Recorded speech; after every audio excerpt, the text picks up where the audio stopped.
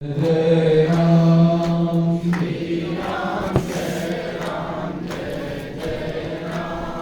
श्री राम जय राम जय जय राम।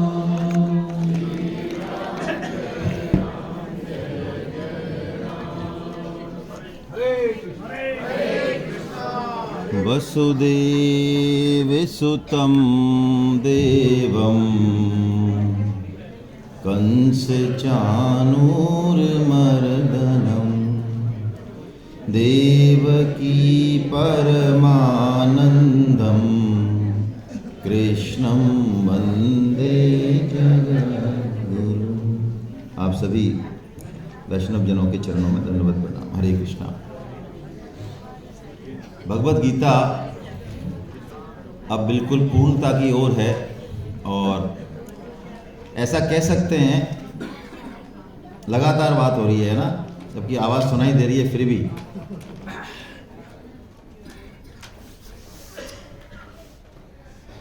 ये गीता का अंतिम अध्याय भी हम कह सकते हैं, क्योंकि 18वें अध्याय में भगवान ने पूरी गीता को दोबारा से कहा है, बड़े विलक्षण तरीके से कहा है। तो उस हिसाब से ये गीता का अंतिम अध्याय है। तो इसका एक बड़ा गहरा संकेत है और इसका नाम जो श्रद्धा त्रय विभाग योग, उससे एक बड़ा गहरा संकेत मिल रहा है कि जितने भी साधन बताए शास्त्रों में, जितने भी साधन हम अपना रहे हैं, जिस भी फील्ड में हम काम कर रहे हैं, इन सब का अंतिम परिणति ये है कि हमारे हृदय में श्रद्धा पैदा, क्योंकि इससे आगे की जो यात्रा है परमात्मा प्राप्ति की यात्रा, वो किसी साधन से नहीं होगी, वो किससे होगी? श्रद्धा से होगी। क्या मतलब है इसका? इसका मतलब ये है कि हमने 10, 20, 30 साल लगा के हृदय में श्रद्धा पैदा की और किसी बिल्कुल गांव के आदमी के, निरक्षर आदमी के, जिसने शास्त्र का नाम नहीं सुना, उसके हृदय में प्रभु के प्रति अटूट विश्वास है, अटूट श्रद्धा है। तो हम 20 साल से जो मेहनत कर रहे हैं, हमारी जो स्थिति है उससे आगे उसकी स्थिति है। सारे जितने भी शुभ कर्म, सत्कर्म, जग, जोग, तप, तुलसीदास जी ने बहुत अच्छे से वर्णन किया है। श्रुतियों में, वेदों में जितने भी कर्मों का वर्णन किया है, उनका एक ही फल है कि हमारे हृदय में परमात्मा के प्रति श्रद्धा पैदा हो जाए। और यदि ये श्रद्धा हमारे पास है पहले से ही, इसका मतलब है कि हम बहुत अच्छी स्थिति है हमारी।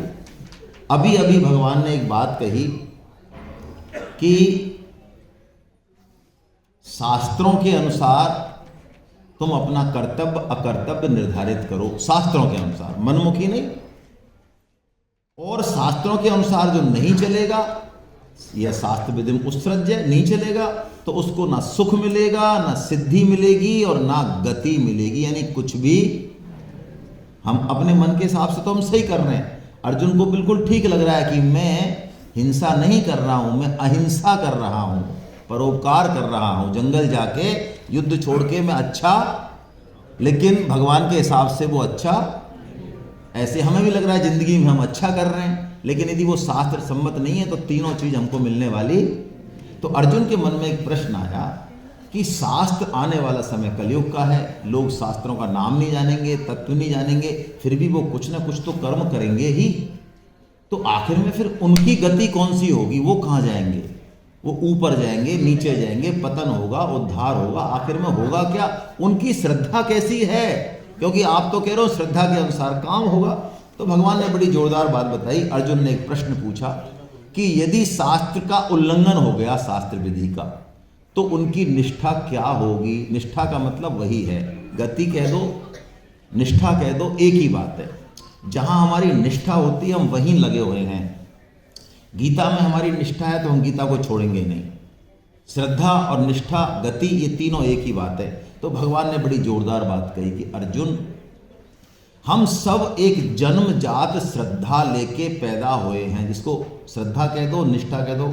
अर्जुन ने निष्ठा के लिए पूछा, भगवान जवाब दे रहे श्रद्धा के अनुसार, क्योंकि जिसकी जैसी श्रद्धा होगी वैसी ही उसकी निष्ठा होगी। हमारी गुरु के प्रति श्रद्धा है, हमारी माता के प्रति श्रद्धा है, हमारी देश के कानून के प्रति श्रद्धा है, तो हमारी निष्ठा उसके प्रति अपने आप हो जाएगी। एक ही बात है। तो अर्जुन से कह रहे हैं भगवान की जन्म जात, यानी जो हम लेके आए हैं, हमने अभी कुछ किया नहीं है, हम लेके आए हैं स्वतः ही। ऐसी 3 तरह की श्रद्धा होती है। स्वभावजा श्रद्धा कहा भगवान ने उसको। कैसे कहा? हम अपने लेके आए, हमारे स्वभाव में श्रद्धा है। कौन कौन सी बताई? एक तो सात्विकी, एक राजसी और एक। और अब जो भगवान ने बात कही ये बड़ी इंपॉर्टेंट है, जो इस श्लोक, इस अध्याय के नाम को रिप्रेजेंट करती है कि सत्व। सत्व मतलब है हमारा अंतःकरण। यहाँ सत्व का मतलब है अंतःकरण। सत्व, क्योंकि अंतःकरण में तो श्रद्धा होती है। भगवान कह रहे हैं सत्वानुरूपा सर्वस्य श्रद्धा भवति, श्रद्धा मयोयम पुरुषम यो यच्छ्रद्धे स एव से। ये बात जो भगवान ने कही ये क्रक्स है श्रद्धा का। यानी भगवान ने कहा जिसकी जैसी श्रद्धा है वास्तव में उसकी स्थिति वैसी की। अब मेरे को सारे वेद शास्त्र गीता याद है, लेकिन मेरी श्रद्धा राजसी है या तामसी है, मुझे विश्वास नहीं है भगवान की बात पे, मैं नहीं चलना चाहता। बाकी सब चीज़ें सामान खूब है, यज्ञ तप कर्म सब बढ़िया है। तो भगवान कहते हैं नहीं, जिसकी जैसी श्रद्धा है उसकी वैसी की वैसी ही। देखिए मूरध्वज को आपने नाम सुना होगा, सबने वो कहानी भी सुन रखी होगी। अर्जुन को एक बार अभिमान हो गया कि मेरे जैसा भक्त, तो भगवान जंगल में गए एक बार, तो भगवान भी कम खिलाड़ी थोड़ी हैं। पूछा अर्जुन तुम मेरे बड़े बड़े बहुत बड़े भक्त हो अर्जुन। तो अर्जुन मुस्कुरा के भाई हाँ साहब लगता तो हमको भी ऐसा। भगवान ने कहा यार बहुत तगड़े भक्त हो आप। तो फिर अर्जुन ने कहा हमको तो ऐसा लगता है कि जब वास्तव में हमारे जैसा कोई नहीं है दूसरा। अब प्रकट हो गई बात। तो मूरध्वज के पास ले गए भगवान उसको, और साथ में एक सिंह ले गए, एक ब्राह्मण और गुरु शिष्य के रूप में गए। सिंह ले गए, उन्होंने कहा राजन कि बताइए आपको क्या चाहिए, कि हमको तो जो चाहिए बाद में बताएंगे, पहले सिंह एक्सेप्ट करेगा आपकी उसको। उनकी श्रद्धा मूरध्वज की भगवान में और संतों में अटूट है। वो कहते हैं सबसे प्रिय वस्तु ये सिंह को दे दो आप। सबसे प्रिय वस्तु उनका पुत्र। आरी ले आए, आरी से काट रहे हैं उसको। माता के आंखों से अश्रु आ गए, एक अश्रु आ गया। क्यों? क्योंकि जब कट गया उसके बाद सिंह को जब दिया तो अश्रु आ गया। तो भगवान, उन्होंने भगवान के रूप में जो गुरु थे उन्होंने कहा अब हम नहीं खाते आपके यहाँ कुछ भी। क्यों? रोती है तुम्हारी रानी। तो उन्होंने कहा महाराज रोती है तो कैसे? पूछा उससे कि भाई तुम रोए क्या? कि हाँ मेरे अश्रु आया एक। क्यों आया? कि मेरे इसलिए आया कि इसका आधा हिस्सा तो काम आ गया संत सेवा में, ये बाकी हिस्से ने ऐसा क्या दोष किया जिससे कि जो है ये काम नहीं आया। इस बात को सोच के मेरे आंखों में अश्रु आ गए।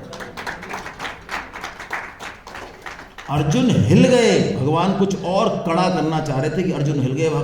अर्जुन ने कहा प्रभु बस बस बस, अब इससे ज़्यादा मत। अब मैं तो दूर हो गया मेरा सब सिस्टम, मैं कल्पना नहीं कर सकता। तो भगवान ने कहा चलो ठीक है, अच्छा इसलिए रोई थी क्या तुम्हारी रानी? ठीक है फिर हम भोजन कर लेंगे, लगाओ भोजन लगाओ। तो उन्होंने कहा 5 थाली लगाना, 4 लगाना। रानी तो परोस रही थी, 4 लगाना। तो उन्होंने सोचा 4 कैसे भाई, एक तो मैं हूँ राजन, आप भी खाओगे, 2 हम खाएंगे, चौथी किसके लिए? जो लग गई थाली। तो मूरध्वज को कहा अपने पुत्र को बुलाओ राजन। पुत्र को आवाज दी भगवान के कहने पे, तो पुत्र दौड़ता हुआ आ गया, खाना खाने आ गया। ये श्रद्धा। अब इस पर किसी साधन से पहुंचा नहीं जा सकता। परमात्मा की प्राप्ति का, अध्यात्म का जो मार्ग है, स्वामी जी कहते हैं यहां तक तो हम चल सकते हैं साधन से, उसके बाद का जो सिस्टम है वो श्रद्धा से ही तय होगा। वहां पे तर्क नहीं चलेगा, वहां बुद्धि नहीं चलेगी। तो भगवान यही बात कह रहे हैं, यो यच्छ्रद्धे स एव से। अर्जुन वो तू वही है, कोई भी आदमी वही है जैसी उसकी श्रद्धा है। इसलिए हमको किसी मुगालते में नहीं रहना चाहिए भाई। हम गीता पढ़ते हैं, जानते हैं, श्लोक बोलते हैं, हो सकता है हमसे करोड़ों गुना अच्छी श्रद्धा किसी अनपढ़ की, किसी गांव वाले की हो सकती है। मैं एक किस्सा और सुना दूं आपको, मेरे मन में आ रही है। हमारी धर्मपत्नी है भी नहीं अभी, इसलिए सुना देता हूँ। हाँ डरते हम भी हैं, और क्या हमको अलग से आएगा?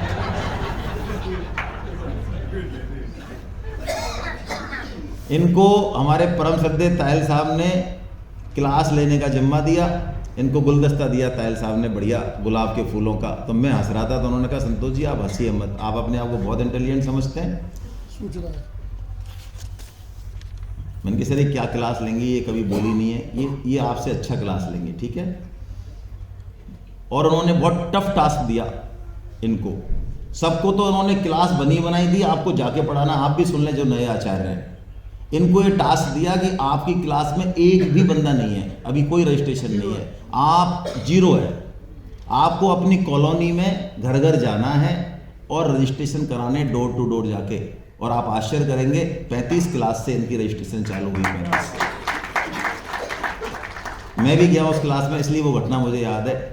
उस क्लास में 35 तो रजिस्टर्ड थे और 8-10 जो है हमारे उसमें गांव की महिलाएं काफ़ी रहती हैं, वो लहंगा लंगड़ी पहन के खूब बुजुर्ग जिनको कुछ नहीं आता कते अंगूठा टेक, तो वो भी उसमें आती थी। उनको अलाउ था, उन्होंने कहा हम एग्ज़ाम नहीं देने देंगे आपको, बस आप बाकी सुने।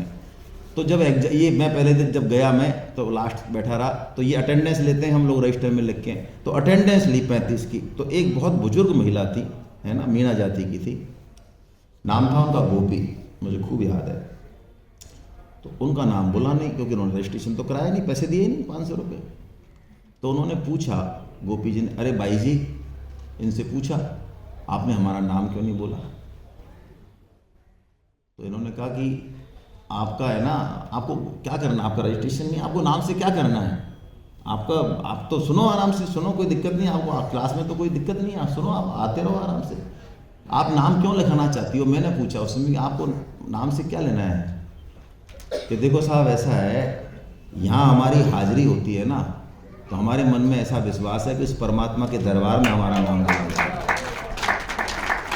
मैं आपको सच कह रहा हूँ, 10 साल से मैं गीता पढ़ रहा था, उस जवाब को सुन के मैं अंदर तक हिल गया, मैं नंगा हो गया बिल्कुल। मैंने कहा इतनी श्रद्धा, इतना विश्वास, इसका दशांश भी शायद मुझे आने में शायद सैकड़ों साल लगे।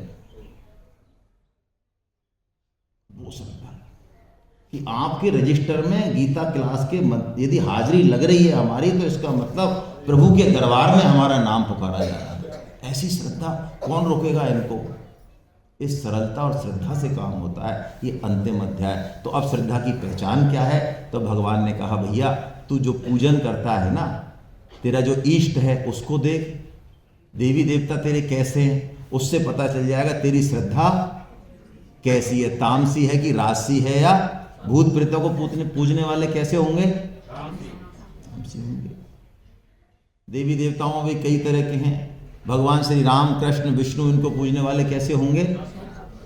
तो अब अर्जुन के मन में प्रश्न आया कि पूजा तो चलो मैं अपने परिवार के हिसाब से कुछ अलग तरीके से, मेरे अंदर तो संस्कार हैं देवी के, लेकिन भगवान की पूजा चल रही है विष्णु की, तो मैं विष्णु की कर लूंगा घर में, उससे पता नहीं चलेगा।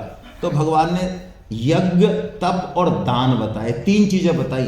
तू यज्ञ करता है तो किस भाव से करता है, तप करता है तो किस भाव से करता है, और दान देता है तो किस भाव से करता है।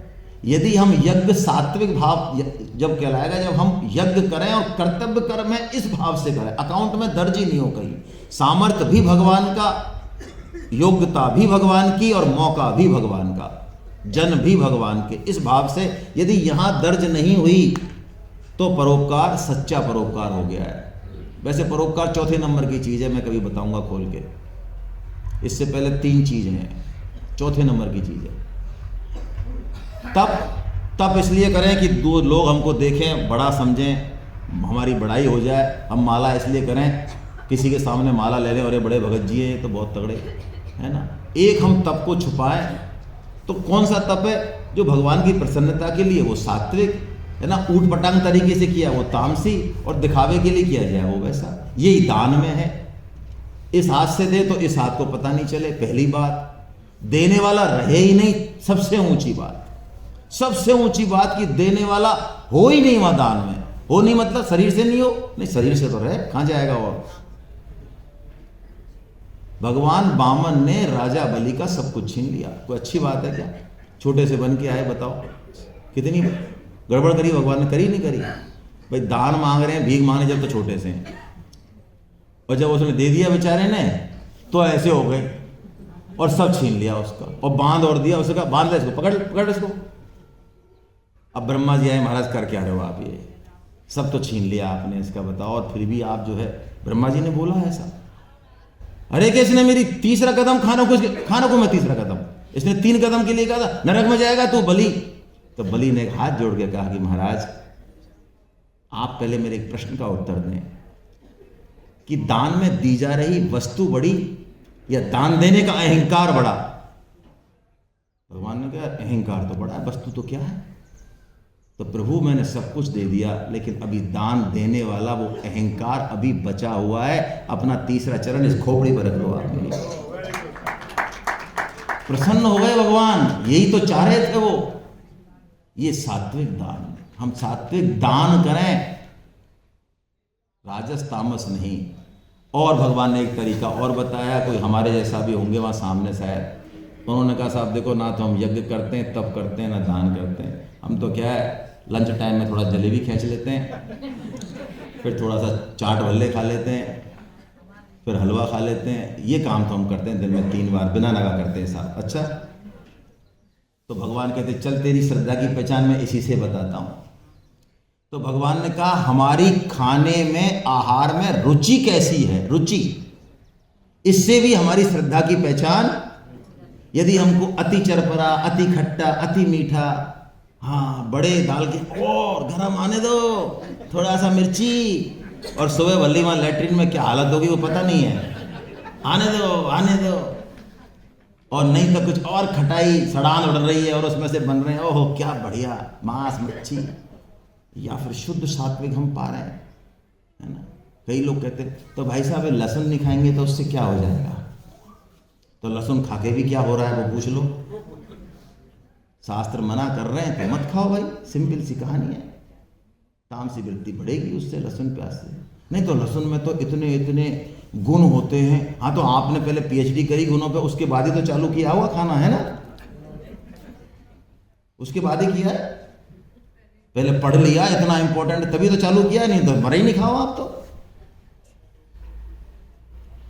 ये कुतर्क हैं, स्वाद के लिए हम खा रहे हैं, गुण को तो उसके प्रोटेक्शन में कर रहे हैं। हम आहार को यदि ठीक नहीं करेंगे तो हम अपनी श्रद्धा को ठीक नहीं कर पाएंगे। आहार से ही सब कुछ चलता है। तो भगवान ने ऐसे कह के और श्रद्धा की बात की। फिर लास्ट बात, एक बहुत इंपॉर्टेंट बात जो अंतिम श्लोक है, ये श्रद्धा हमारे अकाउंट का मिलान करती है। ऊपर जितने भी शुभ कर्म हैं, भगवान ने एक बड़ी जोरदार बात कही, जितने भी शुभ कर्म हैं, अब देखिए अब कैसी बात है ये, जितने भी सत्कर्म शुभ कर्म हैं, यदि उनके पीछे श्रद्धा नहीं होगी तो उनका कुछ भी फल ना यहां मिलेगा, ना ऊंचे से ऊंचा यज्ञ तप और दान, यदि उसमें श्रद्धा नहीं है तो हमको उसका फल मिलने वाला। ऐसा कह के भगवान ने श्रद्धा की इंपॉर्टेंस बताई और श्रद्धा के इस तरह विभाग को पूर्ण किया। हरे कृष्णा।